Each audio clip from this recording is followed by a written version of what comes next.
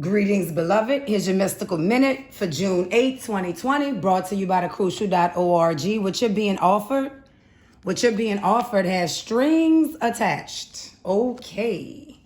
Yes, it does. So basically, look, this strength card that's coming in is warning you. So the strength card is about using the strength of morale and conviction and the strength of the soul to overcome animal-based natures, right? You know, the regular day-to-day things. So listen, you're being offered what seems like a great opportunity and you have to make a choice about it. And I think it's about moving forward with somebody, whether that's in love or in business, because I see both here. You see the love, you see the business. And then with the Ten of Pentacles, you see the collaboration of the two. But you're being warned that there's strings attached. And this is apparently someone that you've dealt with before too, or so it shows your indecision. So I think this warning that the strings are attached, I think it's an inclination that you're naturally having within. So this actually shows you, honestly, you're going to do what you're going to do. You might have to make certain moves if you're more focused on getting ahead to where you may take what's being offered to you. But a lot of you will go the route where you're self-sufficient and you do it on your own because you can already see the judgment and the future unhappiness behind the offer. So basically, this offer is coming in. It can be work-wise, it can be relationship-wise, it can be both. You already sense that there's strings attached. Or if you're not sensing that there's strings attached, you know that you're going to have a great, awesome moment, a celebratory moment where everything is wonderful. That's going to potentially lead to another collapse of sadness, bring you back to a place prior to the, prior to the progress you've already made. And that's showing through with the judgment. So that's how we know this is a second time dealing with this person, a second time dealing with this situation, a second time dealing with this organization. If this is about work, you may roll the dice and take the chance. If this is about love and relationships, it shows you standing on your own because as of late, you're receiving more monetary gain. Some kind of way you're receiving more finance increases, however they come, whether it's gifts, whether it's funding, whether it's unexpected. But ultimately, what's interesting about both parties, it looks like you're going to reject this offer because you can see in the long run where it's going to bring unhappiness and unfulfillment, and it seems to be serious. I think you've experienced this unhappiness and this unfulfillment with this entity before because it's showing previous dealings, mainly because these two tens, which is the Ten of Cups and the Ten of Pentacles, even though they bring in some type of great gain, they also bring in the completion, saying there's all that's been done here has been done. All that's possible has been done. And here we see the Ten of Pentacles going into the Nine.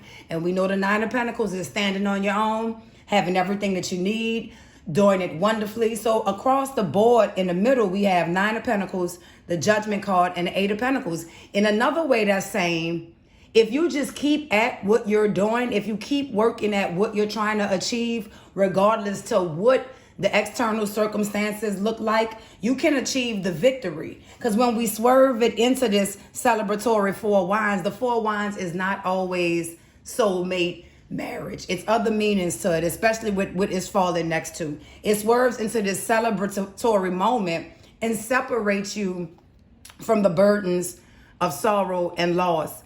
Also, with the Five of Cups, where the sorrow and loss comes in, this is what you already know because you've experienced this with this person or this entity in the past. Aside from that, with the Five of Cups, what we always have to remember are the two that are still standing. And that backs up what I was saying. If you keep pressing forward like this Eight, if you implement the strength and press forward with the Eight of Pentacles, you can look at the two cups. You can look at the two cups that are still standing to bring in awesome and great opportunities. Look at the Magician. The Magician is saying, you got this. You got this. Provided you implement the strength and work hard, put the sorrow of the past behind you, look at what's still standing and reject. I can't tell you what to do, but I see you sitting on a fence with the Judgment and this 10 going to the 9. Also, there's also the second judgment with the choice of the sword going into that 5. And that's kind of like the sorrow and loss. Versus if you take the route of independence, you end up at a place of peace, and you end up at the magician, not in a manipulative sense, but in the sense that you have everything you need and you're fully capable and deserving of what you produce because you work hard for it. Over here looking at this 10 of Pentacles, which is like the gift coming in, this offer coming in, moving into the 9s, just to clarify and say, well, shall this person move forward with them or not? You get the Hermit. And so in this sense, because you have to look at the placements of all of the cards, in this sense, the Hermit is saying, did you ask for additional spiritual abilities? Did you ask to level up spiritually? Did you ask for new gifts? Because if you did, you can't take the shortcut. You got to put the hard work in. Look at this. Now, doesn't this work look hard? The poor woman has everything on her back. So did you catch that? You can't take the shortcut. If you're asking for spiritual abilities, if you want to make this a spiritual experience that can be abundant, that could be prosperous and lucrative, or free you from the confines of another that knows exactly how to get you where they need to get you, when they need to get you there, then you have to do the work. There's no way around it. And the work is hard. But once again, we have the Angel of Peace. I'm going to go with that again. I mean, different deck, different day. Same message unfolding over these days. The Angel of Peace. Temperance. If you learn how to mix these opposing factions together with balance, you can make something new and beautiful and independent come to life on its own, and it'll be lucrative. King of Pentacles. All right. We all need that pentacle. Be well with your wits. Keep your head up.